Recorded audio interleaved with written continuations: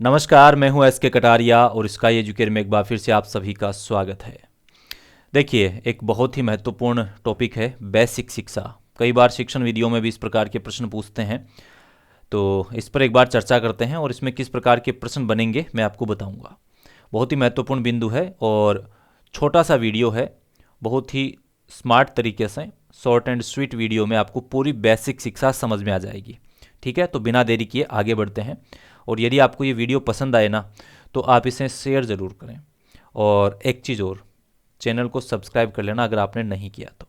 चलिए, तो बिना समय गवाए आगे बढ़ते हैं। देखिए, बेसिक शिक्षा किसने दी? पहला प्रश्न तो यही बनता है। बेसिक शिक्षा के बारे में किसने बताया? महात्मा गांधी जी ने।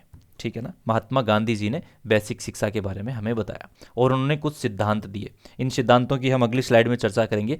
सबसे पहले तो ये जानते हैं कि महात्मा गांधी ने बेसिक शिक्षा के बारे में क्या परिभाषा दी। बहुत लिमिटेड लाइंस में, बहुत लिमिटेड स्लाइड में टॉपिक, मतलब मेन मेन जो पॉइंट्स हैं वो ही पढ़ेंगे इसमें, तो एक एक लाइन आप इसकी छोड़ना मत। और इसकी पीडीएफ भी मैं आपको टेलीग्राम चैनल पे दे दूंगा और स्काई एजुकेयर के मोबाइल ऐप में दे दूंगा। ठीक है ना, चलो। अच्छा, स्काई एजुकेयर के मोबाइल में ये सारे कोर्सेज भी अवेलेबल हैं, ये सारे आप ज्वाइन कर सकते हो। वीडियो के एंड में इनकी डिटेल में आपको बता दूंगा। फिलहाल वीडियो देखते हैं। देखिए, महात्मा गांधी ने बेसिक शिक्षा की परिभाषा क्या दी? बेसिक शिक्षा की नहीं, माफ़ी चाहूँगा, शिक्षा की क्या परिभाषा दी, पहले तो ये समझते हैं कि महात्मा गांधी शिक्षा को मानते क्या हैं, आखिर वो शिक्षा के बारे में अपने क्या विचार रखते हैं। एक बहुत ही महत्वपूर्ण परिभाषा है, कई बार परीक्षा में पूछी गई है। स्क्रीनशॉट ले लेना, याद कर लेना। देखो, महात्मा गांधी शिक्षा को इस प्रकार से अभिव्यक्त करते हैं। शिक्षा से मेरा अभिप्राय, किसका? महात्मा गांधी जी का अभिप्राय क्या है? बालक तथा मनुष्य के शरीर, मन एवं आत्मा के सर्वोत्तम गुणों के सर्वांगीण विकास से है। यानी कि बालक, मनुष्य, इन दोनों के, यानी कि समस्त बालक और मनुष्य का मतलब यह है कि चाहे बालक हो चाहे मनुष्य हो। अब यहाँ पर यह मत समझना मनुष्य में सभी आ गए, स्त्री पुरुष सब आ गए। यानी कि महात्मा गांधी क्या विचार रखते हैं कि बालक और मनुष्यों के शरीर, मन, आत्मा, इनके सर्वोत्तम गुणों के सर्वांगीण विकास से है। वो शिक्षा को क्या मानते हैं कि बालक के शरीर का विकास, मन का विकास, उनके गुणों का विकास और उनके सर्वांगीण विकास से वो शिक्षा मानते हैं। यानी कि सभी चीज़ों का विकास होता है तो वो शिक्षा है। ठीक है ना, केवल पढ़ लेना शिक्षा नहीं है। इसका अर्थ यह हुआ कि महात्मा गांधी शिक्षा के व्यापक अर्थ के समर्थक हैं। शिक्षा के दो अर्थ हैं, एक तो संकुचित, एक व्यापक। शिक्षा का संकुचित अर्थ क्या है कि विद्यालय के अंदर हमें जो शिक्षा दी जाती है, एक लिमिटेड सिलेबस जो पढ़ाया जाता है, वो है आपकी संकुचित अवधारणा। और शिक्षा की व्यापक अवधारणा क्या है कि व्यक्ति के सर्वांगीण विकास पर ध्यान दिया जाए और व्यक्ति जीवन पर्यंत जो सीखता है वो शिक्षा की व्यापक अवधारणा है। तो महात्मा गांधी यहाँ पर शिक्षा की व्यापक अवधारणा का समर्थन कर रहे हैं। ये याद कर लेना, परीक्षा में सेम टू सेम परिभाषा ही कई बार पूछ ली जाती है। अगला पॉइंट देखो, महात्मा गांधी शिक्षा के मुख्य रूप से 4 सिद्धांत देते हैं। किसके? बेसिक शिक्षा के।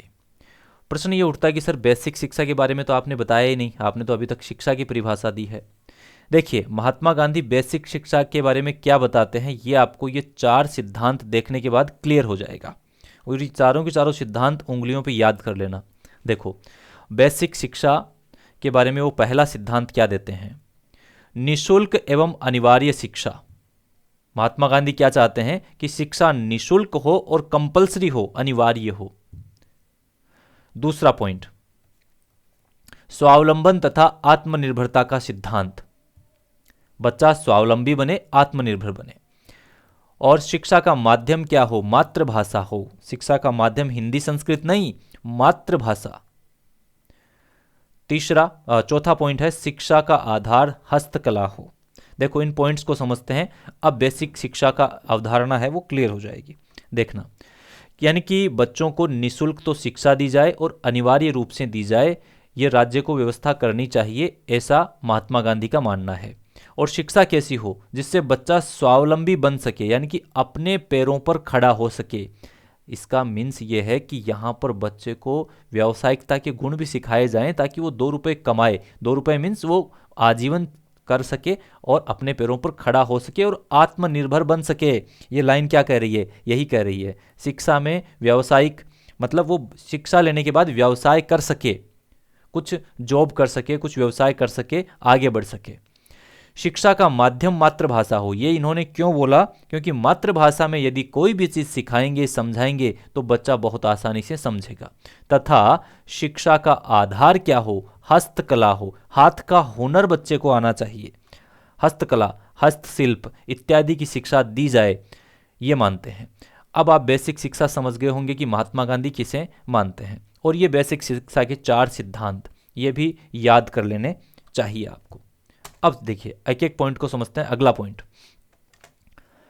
अन्य नाम क्या क्या है? कई बार बेसिक शिक्षा नाम ना दे करके वर्धा योजना दे दिया या नई तालीम दे दिया तो फिर आपकी 12 बज जाएंगे, है ना। 12 बजने का मीन्स ये है कि आपका दिमाग ब्लैंक हो जाएगा कि यार नई तालीम तो महात्मा गांधी दे ही नहीं सकते, नाम तो देख के ये अलग ही लग रहा है कुछ। लेकिन कंफ्यूज नहीं होना है, नई तालीम, वर्धा योजना, बुनियादी तालीम और बेसिक शिक्षा इसी के ही नाम है, ठीक है ना, इसी के ही नाम है। अगला पॉइंट क्या है देखना।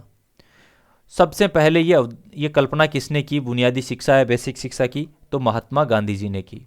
अगला पॉइंट, आजकल इसको हम फाउंडेशन कोर्स कहते हैं विश्वविद्यालय स्तर पर।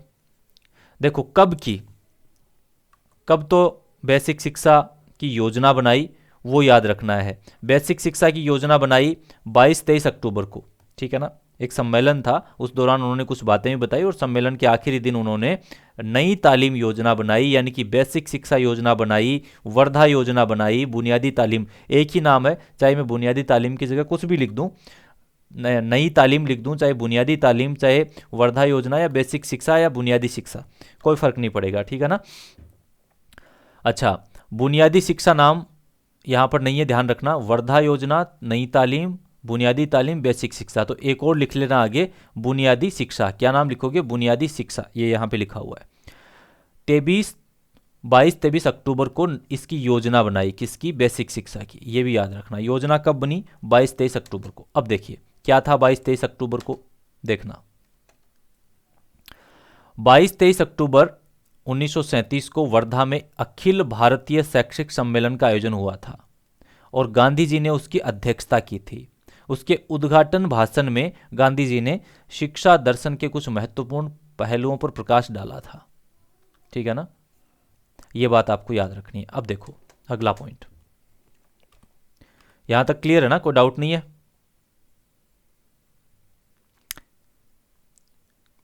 कि गांधी जी ने अध्यक्षता की थी और उन्होंने शिक्षा दर्शन के कुछ महत्वपूर्ण पहलुओं पर प्रकाश डाला था। चलिए कोई दिक्कत नहीं है, कोई ऐसा पॉइंट नहीं है जो याद नहीं रहे। अगली बात समझते हैं। सम्मेलन के अंतिम दिन कुछ प्रस्ताव पारित किए गए। देखो पहला प्रस्ताव, बच्चों को 7 वर्ष तक राष्ट्रव्यापी निःशुल्क शिक्षा दी जाए। बच्चों को 7 वर्ष तक राष्ट्रव्यापी निःशुल्क शिक्षा दी जाए, पहला प्रस्ताव। दूसरा, शिक्षा का माध्यम मातृभाषा हो, ठीक है, शिक्षा का माध्यम क्या हो? मातृभाषा। तीसरा पॉइंट, इस दौरान दी जाने वाली शिक्षा हस्तशिल्प उत्पादकता कार्य पर केंद्रित हो।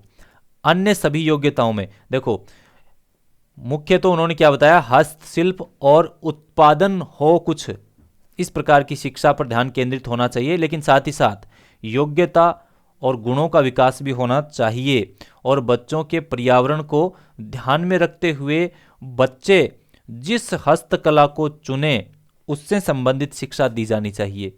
ये हैं उनके द्वारा पारित किए गए प्रस्ताव, ये भी याद रखने हैं आपको। चलिए अब 1-2 पॉइंट बचा है, बस पूरा हो गया है। डॉक्टर जाकिर हुसैन ने अध्यक्षता, यानी कि जाकिर हुसैन की अध्यक्षता में पाठ्यक्रम निर्माण का जिम्मा सौंपा गया। यानी डॉक्टर जाकिर हुसैन की अध्यक्षता में विशेषज्ञों की एक समिति का गठन किया गया और इन प्रस्तावों के आधार पर पाठ्यक्रम निर्माण करने के लिए बोला गया। और फिर इसके बाद में पाठ्यक्रम निर्माण हुआ और राष्ट्रीय शैक्षिक योजना तैयार की गई, जो देश भर में नई तालीम के नाम से प्रसिद्ध हुई, बुनियादी शिक्षा के नाम से प्रसिद्ध हुई, वर्धा योजना के नाम से प्रसिद्ध हुई और बेसिक शिक्षा के नाम से भी प्रसिद्ध हुई।